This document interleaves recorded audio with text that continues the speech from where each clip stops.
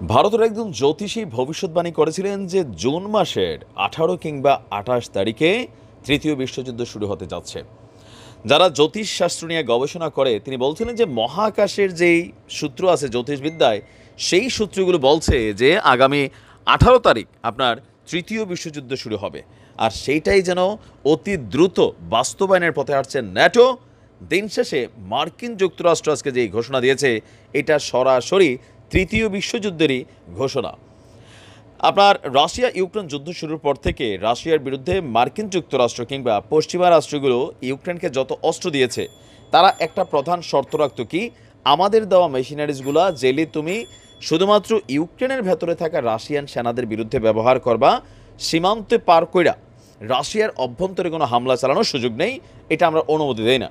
এবার আস্তে আস্তে গত কয়েকদিন যাবৎ ন্যাটোর সদস্য বা ন্যাটো মহাসচিব থেকে শুরু করে সবার অবস্থান যখন নৈরাবষ্ট, তখন বস রাষ্ট্র আজকে ঘোষণা দিয়ে দিয়েছে আমেরিকান অস্ত্র দিয়ে রাশিয়ায় সরাসরি হামলার অনুমতি দিয়েছে মার্কিন প্রেসিডেন্ট জো বাইডেন। একবার ভাবতে পারেন যে ঘটনা কোন দিকে মনেছে। দেশটির সামরিক চৌকিতে ইউক্রেনকে হামলার জন্য তিনি এই অনুমতি এবং মেশিনারিজও পাশাপাশি দিয়েছেন। আজকে বার্তা সংস্থা রয়টার্সের এক প্রতিবেদনে এই চাঞ্চল্যকর তথ্য সামনে এসেছে।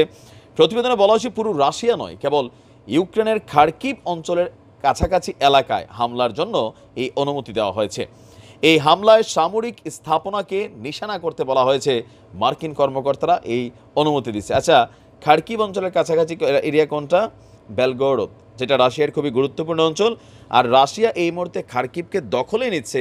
এই বেলগরোদ অঞ্চল দিয়েই ইউক্রেনীয় সেনারা নানান সময়ে রাশিয়ার অভ্যন্তরে হামলা চালিয়েছে এবং কি প্রায় 100-র উপরে রাশিয়ার বেসামরিক নাগরিক কিন্তু মৃত্যুর কারণ হয়েছিল এই খার্কিভের বেলগরোদ অঞ্চল দিয়া। সেই অঞ্চলটাকে পুতিন এখন রাশিয়া ইউক্রেন যুদ্ধের মধ্যে দ্বিতীয় বৃহত্তম অভিযান কিন্তু এখন খার্কিভে চলছে। প্রায় 60% উপরের জায়গা পুতিন কাকু কিন্তু দখলে নিয়ে আনিছে। এখন এই যখন সিচুয়েশন, তখন পশ্চিমারা একজোট হয়েছে যে না, ইরানের প্রেসিডেন্ট ইব্রাহিম রাইসি তো শেষ, এখন আরেকটা মাথা আছে, এটারে কিন্তু দমাই ফেলতে হবে। প্রতিবেদন বলছে যুক্তরাষ্ট্রের এই সিদ্ধান্তের বিষয়ে ওয়াশিংটনের রুশ দূতাবাস এবং জাতিসংঘের নিয়োজিত রুশ মিশন তাৎক্ষণিকভাবে মন্তব্যে সাড়া দেয়নি। তবে পুতিন পশ্চিমা অস্ত্র দিয়ে হামলার বিষয় দিয়ে একটা কঠিন বার্তা পাঠিয়েছেন। আপনার নাম প্রকাশ না করার শর্তে আমেরিকার যে জেনারেলরা আছেন তাদের মধ্যে দুইজন বলছেন বাইডেনের এই সিদ্ধান্ত শুধু খার্কিভ অঞ্চলের সীমান্তের কাছে রাশিয়ার অভ্যন্তরে লক্ষ্যবস্তুতে প্রযোজ্য হবে, তবে সেটা কতটুকু ইউক্রেন ব্যালেন্স করে। খার্কিভ অঞ্চলে পাল্টা হামলার জন্য মার্কিন অস্ত্র ব্যবহারের এই অনুমতির পরে একটু ফুইলা ফাইপা উঠা বসছে আপনার জেলি। আপনার এই খার্কিভ থেকে মাত্র 30 কিলোমিটার দূরেই রাশিয়ার সীমানা অবস্থিত। রুশ বাহিনী সাম্প্রতিক সময়ে এই খার্কিভকে দখলে নেওয়ার জন্য সর্বোচ্চ চেষ্টা চালিয়েছে।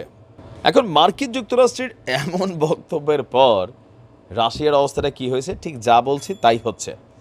আজকে রাশিয়ার যে পররাষ্ট্র মন্ত্রণালয়, সামরিক প্রতিরক্ষা ডিপার্টমেন্ট, তারা ঘোষণা দিয়েছে যদি কোনো পশ্চিমা মিত্র রাষ্ট্রের অস্ত্র দিয়ে রাশিয়ার ভেতরে আক্রমণ চালানো হয়, যেই রাষ্ট্রের অস্ত্র সেই রাষ্ট্রের বিভিন্ন সামরিক স্থাপনা রাশিয়ার নাগালে থাকা যে কোনো জায়গায় পাল্টা হামলা চালিয়ে রাশিয়া তার জবাব দেবে। ধরেন আমেরিকার কোনো অস্ত্র সত্যি ইউক্রেন ব্যবহার করলো রাশিয়ার ভূখণ্ডে, এখন রাশিয়া করবে কি, আমেরিকার যে অ্যাম্বাসি আছে কথার কথা ইউক্রেনে বা সামহাও আশেপাশে পোল্যান্ডে বা ডেনমার্কে, সুইডেনে, রাশিয়া সেটাকে বৈধ লক্ষ্যবস্তু মনে করে মাইরা দিবে।